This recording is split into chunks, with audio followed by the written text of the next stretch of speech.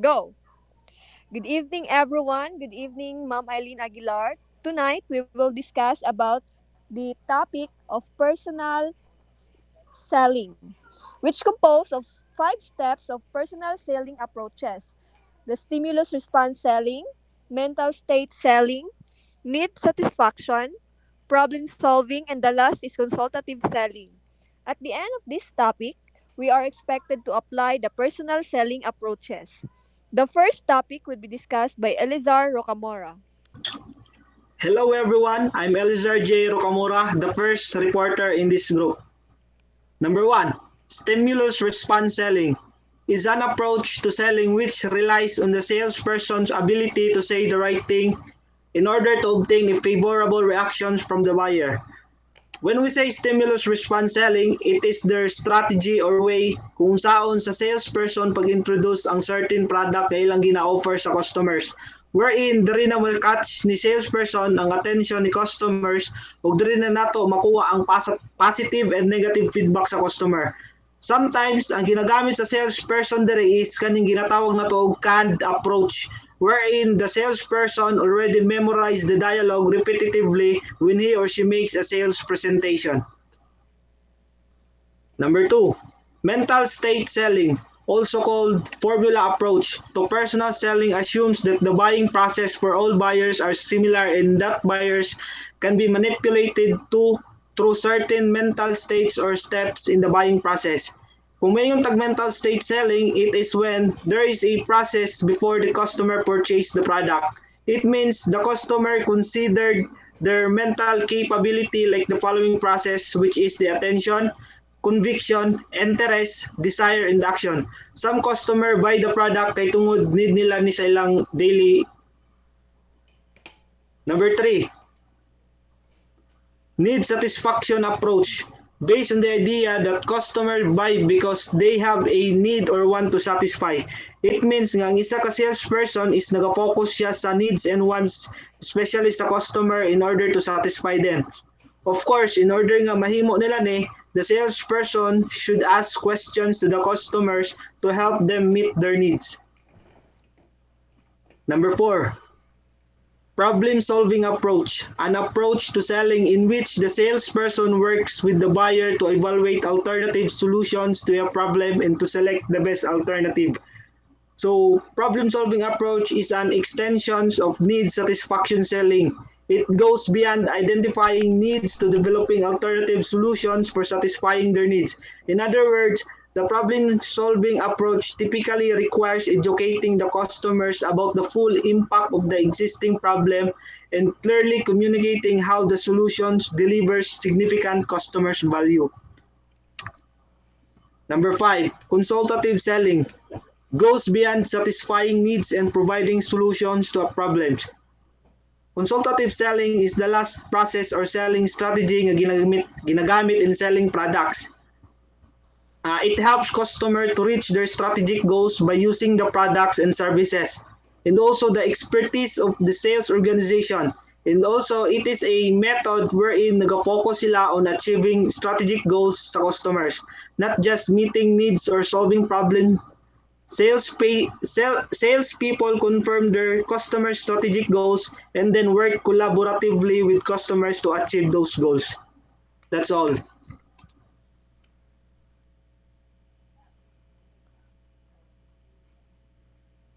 Consultative selling goes beyond satisfying needs and providing solutions to problem. La, balik man eh. Ay, wait. Next. The alternative approaches to personal selling. There are 5 personal selling approaches. First is stimulus response. Second, mental states, need satisfaction, problem solving, and the last is consultative selling. Next, the stimulus response selling. This this is the simplest of the 5 view of personal selling. Her salespeople intentionally use a repertoire of words and actions that can generate desired response from the prospect. So the stimulus response selling is the simplest among the 5 personal selling. Why? It's because the salesperson or salespeople prepare their set of question or the statement to the prospective customer. And also, the stimulus response selling focuses more on the customer. Kung paano nila makukuha ang loob ni customer na mapa-oo sa kanilang offer. Then those logical words or prepared question used by the salesperson to their prospective customer is called by canned presentation or tinatawag na scripted sales presentation, where every words and prop is organized in advance kasagaran nagayus ani kay mga telemarketers, door-to-door salesperson or pharmaceutical representative. The canned presentation is a type of a detailed and structured presentation where the content are presented in a systematic and well-planned manner. Next. The figure 1 shows that the salesperson provide the statements, the questions, actions, and visual aids demonstration to their prospective customer to gain a response from the customer. So after the customer response, the salesperson they try to secure a positive purchase decision from the customer or buyer. That's all. The third report will be discussed by RJ Rosani. Hi everyone, I am RJ Arsani and I will be the one to tackle about the mental state selling. Mental state selling, also called formula approach, to personal selling assumes that buying process for all buyers are similar and that buyers can be manipulated to through certain mental states or steps in the buying process which is referred to as AIDA, which means attention, interest, and desire and actions. There is a mental ceiling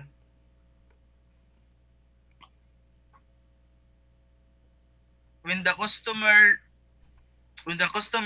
looking a product in the mental state na makakuan sila og curiosity and the sales tip is attention and then critical sales task ang mental state magkuan ang curiosity sa product kung ang customer kay kung unsa ni siya maunsa magamit ba ni siya or unsa ni purpose ani, then attention kung naka-appreciate na siya sa value sa product, then sa critical sales task dira na siya mo decide or paliton ba niya ning next.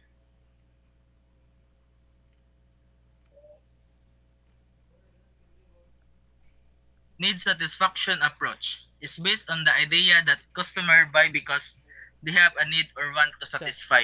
Cute lang. It is very understandable, sabotable na ang need satisfaction kay Balik lang ko dali. it meet the satisfaction of customers. Unlike sa stimulus response, ang nagapokus siya dito is sa salesperson. But there is a need satisfaction approach is more focused on the customer, which means sa customer jud tanan ang concern aning need satisfaction approach. Next. Problem solving approach is an extension of the need of satisfaction approach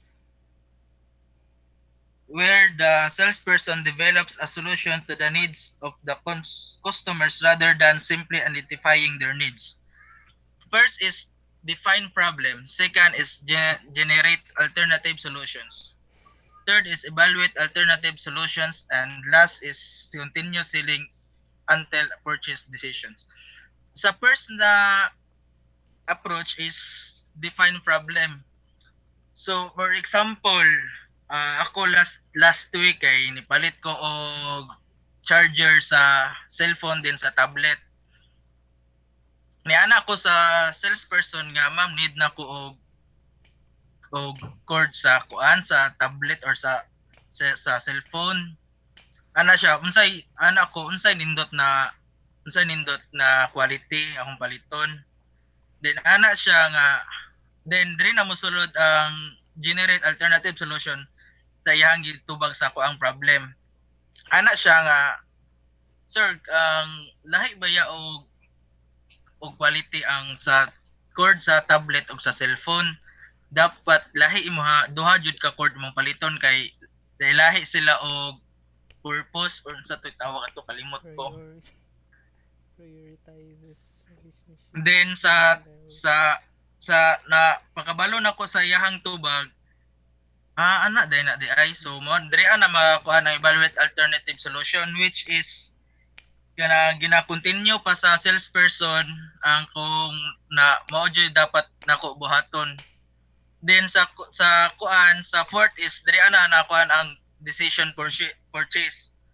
So sa last na approach diri ana ko naka-decide nga paliton to nako siya nga product and that's all.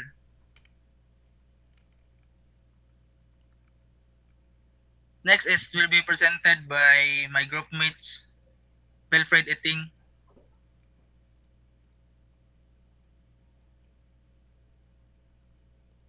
Okay, good evening. Uh, Consultative selling goes beyond satisfying needs and providing solutions to problems. The focus is to help customers achieve their strategic goals by using products, services, and expertise of the organization. Meaning, consultative selling is a sales approach that prioritizes relationship and open dialogue to identify and provide solutions to a customer needs. It is hyper focused on the customer rather than the product being sold. This technique helps sales professionals better understanding and challenge faced by customers so they can position their solution in a more compelling and effective way. Next is the three primary roles. The first role is the strategic orchestrator. Salespeople facilitate the use of companies' resources in effort to satisfy the needs of the customer. Meaning, a salesperson who coordinates all the information, resources, and activities needed to support customers before, during, after the sales. Second is the business consultant. The salesperson uses internal and external outside the sales organization source become an expert on the customer's business. Meaning, it provides management consulting to help organizations improve their performance and efficiency. These professionals analyze business and create solutions while also helping companies meet their goals. Lastly, the long-term ally. The salesperson shows support. The customer even sales is not expected. That's all. Thank you.